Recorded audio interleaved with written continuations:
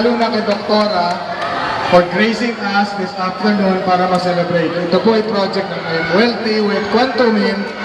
At nababasa niyo ba magkano? Okay po ba? Piso isang patak. Okay ba? Parang load. Diba? Very affordable na ba?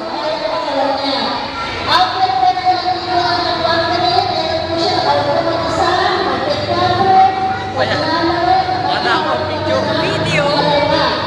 Ito pa siya na nag-decorate, kasama po siya, makuha po siya ulit. Ito limang taon na po ba? After mga 3 or 4 months po, 5 months, malaki po ang magiging mga Google na.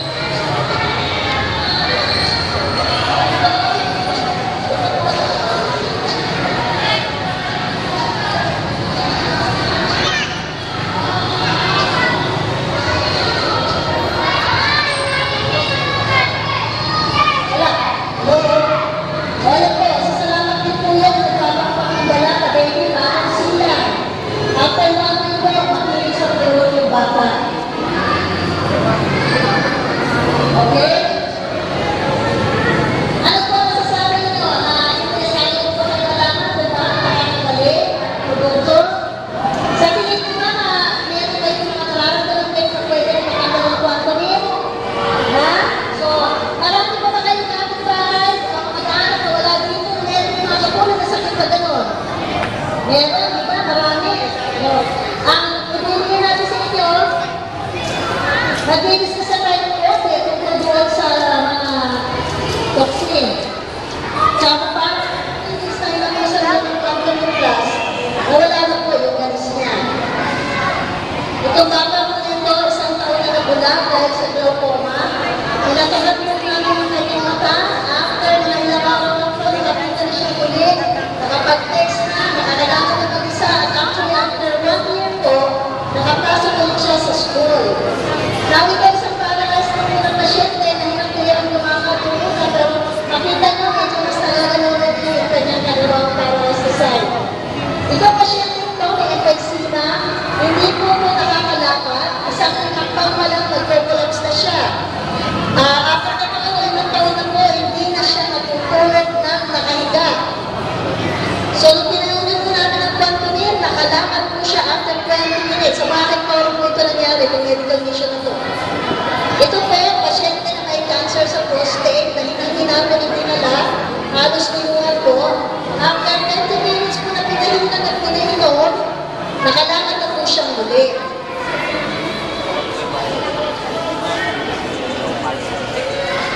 So, nakita niyo po, mabilis po yung effect niya.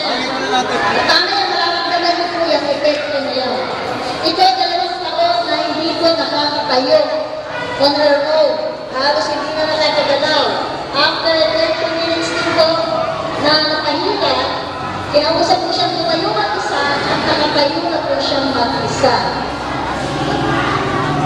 Ito yung batang po, pasyente po ko, mula ng 3 months old siya. Meron po yung kansa sa paa. Nakita niyo yan? Bukod na nagpapilaki sa paa. Ang bukod po na yung kansa, hindi po gumiit, nag-abdong pa rin po nawala. 5 taon na po ang bata niya, buhay pa yung bata niya, nagwala po kahit na anong senyales ng cancer. Itong batang to, hindi nanganak mo ganyan ang kanyang balat.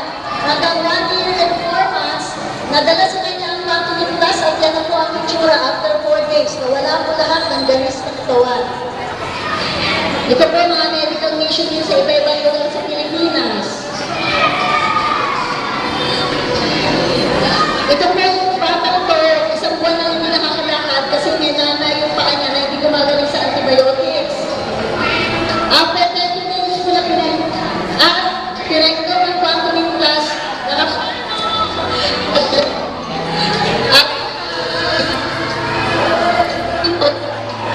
isang linggo lang po, umaling na po yung kanyang sugat.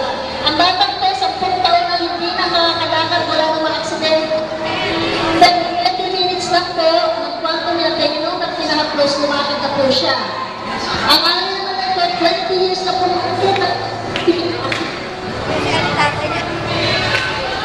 hello.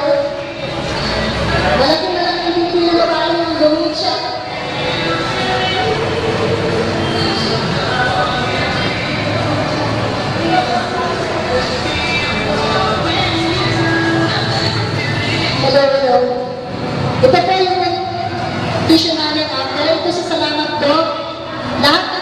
na masakit, pwede natin pahiran. Lahat ng malabo ang mata o may katarata, pwede natin pasakahan. Para po kayo matulong.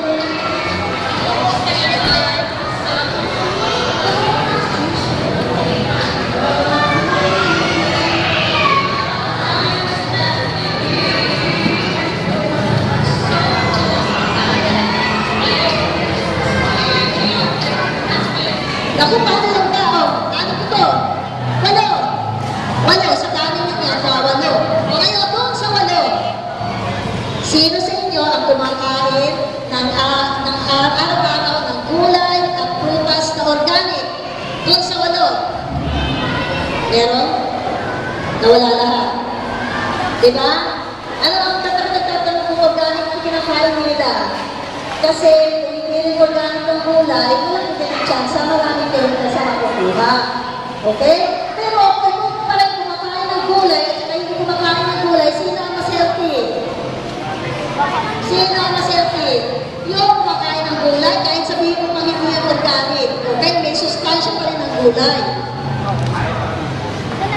Ano ba ang ginagawa ng mga chemical sa katawan natin? Unti-unti tayo nagkakasakit. Okay?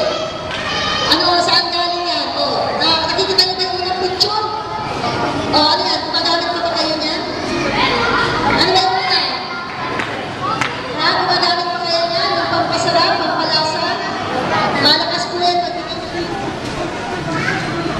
Okay. Ito, pag-ulit ito ng musyo, ha? Dito nakikita kung gaano kalakas ang cellphone na kasira ng katawan natin. Okay? Kaya niya magluto ng mga bagay.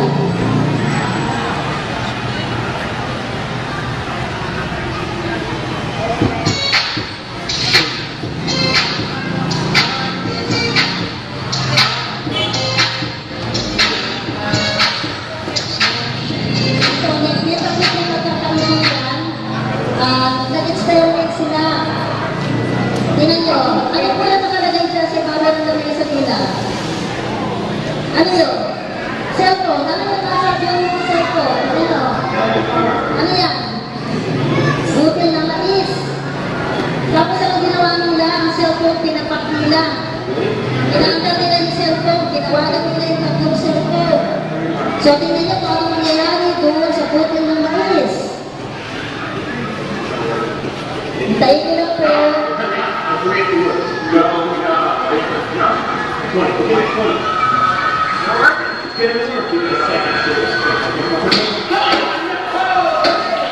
Anong nangyari sa mais?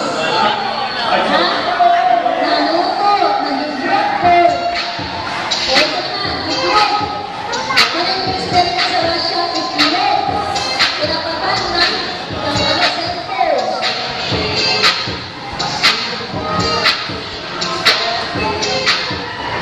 Nakita niyo yan, dito, may dalawa yung cellphone. Okay? After 65 minutes, nag-re-ring ang cellphone. Ano nangyari? Naging hardware ang itlog. Kita mo? Kailangan nyo pagkalan para magluto. Diba? Pwede na yung cellphone. So ngayon, ganun siya kalakas. Pag lalo ka nakababad sa cellphone dahil ang iyong cellphone calls, ano ang niluluto? Utak, diba? So yung utak, alam niyo, dumadami na yung mga tao may brain tumor at brain cancer at saka brain cyst. Tsaka yung mga pagano'n, wala yung pinagpapit sa gano'n, kasama yan. Okay? Ngayon, sa mga lalaki, pag ang cellphone nilagay sa bulsa, anong naluluto? Itlog! Tama! Pero ngayon pa, kulang pa. Ano pa? Ano? Hotdog! Kaya alam nyo, ang lalaki dapat hindi naglalagay ng cellphone sa bulsa. Kasi marami ang pag-aaral na ang mga sperms nila apektado, nagiging baog sila. At nagkakaroon sila ng prostate enlargement.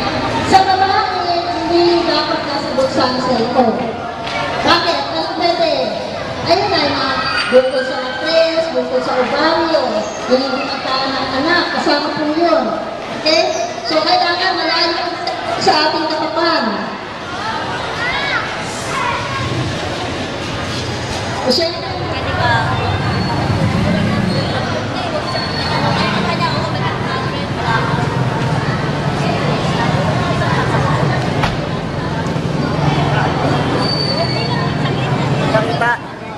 Ha?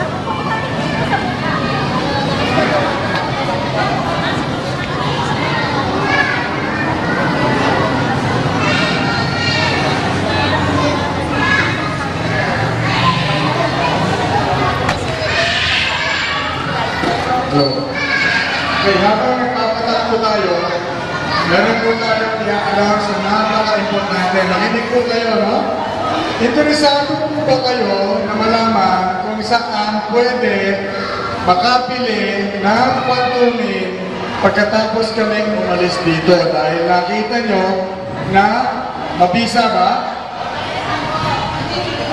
Okay? Ang Quantumin Plus po ay masasabi na natin ngayon sa aming palagay ay probably the best health supplement in the world. Natinig mo ba? Probably the best health supplement in the world. At ito po ay Filipino product. Kaya palakpakan po natin ang Quantumin Plus at si Doktora Maceta. Okay? Meron po tayong case ng cerebral palsy sa harap. So at this point, ito pong ating gagawin ngayon ay in line with our 5 years or 5th year anniversary celebration ng kumpanya. Ngayon po, napaka-swerte po natin dahil dito po sa barangay nyo, ang aming ina-inaugurate na unang-unang Patak Plus Center ng Quantumin sa buong Pilipinas. Madinig na ba? Palakpakan natin. Magiging available po ang Quantumin Plus sa patak-patak lamang. Gusto niyo ba yan? Na hindi kailangan bumili ng bote kung hindi naman natin kayang bumili agad. Ang gagawin nyo lang po, pupunta kayo dun sa center, pabili ng patak, etc. So at this point po, a little background, ako po, ang pangalan ko po si Benjamin Ponce de Leon, at ang advocacy ko po talaga ay financial at saka freedom. Financial at health. Very important. Hindi ba? Yung kalusugan at yung kaperahan, napaka-importante. Dahil kapag tayo'y malusog, naiiwasan ang mga gastos dahil sa sakit. Di ba? Napakalaking bagay. Hintayin lang po natin ang konti dahil binibigyan po ngayon ng atensyon ni Doktora ang bata sa harap na mayroong cerebral palsy. Dede, baby Dede. Medyo, ang minerals kasi medyo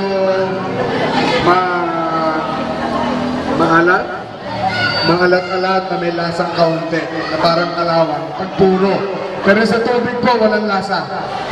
Sa mata, medyo mahapde sa umpisa, pero kung may sore eyes kayo, isang patak lang yan, sandali lang po. Katarata, even yung kanina nakita ko, napakabigat na. meron ko ba natin yan? Yung may sunog. Ina-applyan po ni Doktora Maceta yung bata sa harap. Hintayin lang po natin bago tayo mag-seremonya. Ikaw, sister, is epilepsy. Uminom ka na. Dapat patakan rin siya sa Mildred, dito sa bumbunan. Pwede mo pa papahitan mo natin dito. Si Mildred. Mildred. Ay, punta ka dun sa nagpapatak, dun sa bumbunan. Mildred, epilepsy case. Para dito. Dito ka na lang. Antayin mo na. Upo ka na lang.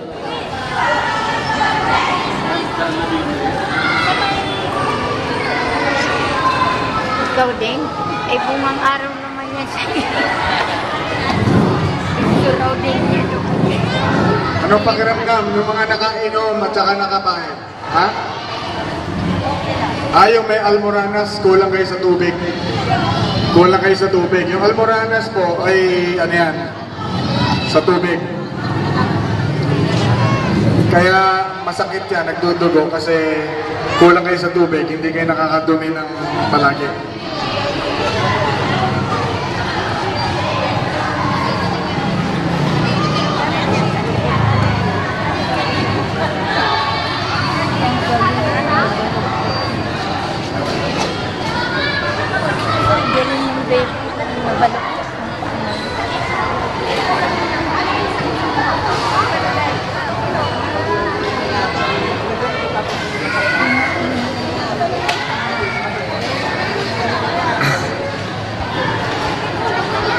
Dapat yung anak ko. Narilat. Narilat. Oh. Yung anak sa narilat.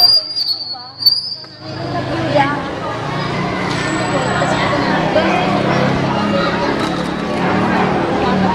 Higa. Higa. Higa.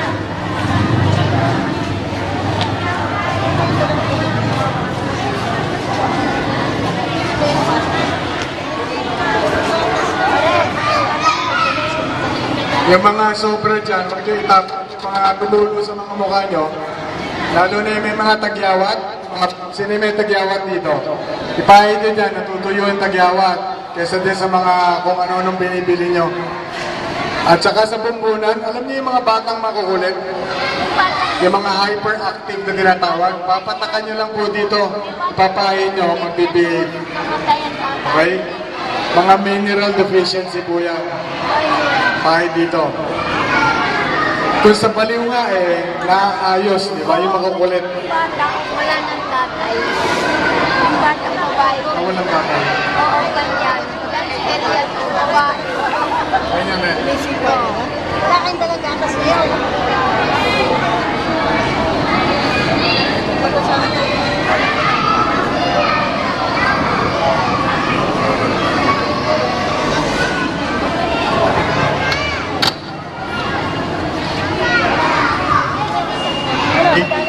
We'll start, okay. Explain ko lang po, no? Nag-organize po ako ng isang movement na ang pangalan, kita niyo po itong t-shirt na nakalagay. Pakiulit, yung nakakabasa. I am wealthy. Ano ang spelling ng wealthy? Di ba nung tayo, ulitin pa naman natin ito, no? Para mapalaganap pa natin. Kasi ang gusto namin talaga makatulong. Dahil maraming may sakit ngayon. Pero doon naman po sa iba na talaga namin, talaga mga nabuhay na negosyante, pwede rin nilang gawing negosyo ko, pagdagdag kita. So, dalawang po pinatarget natin, yung health at saka yung chance na kumita. Kahit ka lang magbenta ka lang ng patak-patak, malaking bagay na po yun. Sa isang araw, mas malaking kitaan nyo kaysa sa nagtra-tricycle driver. Okay po? So maraming salamat po. At sana kayo ay lahat guminhawa dito. Okay? Maraming salamat po, Mr. Polito. Maraming salamat. So iiwan namin to, turnover. Kayo na lang po ilalagay doon sa senior citizens. So alam niyo na po kung saan tayo tatakbo muna, no? Okay? So maraming salamat po sa inyong lahat sa pagdalo.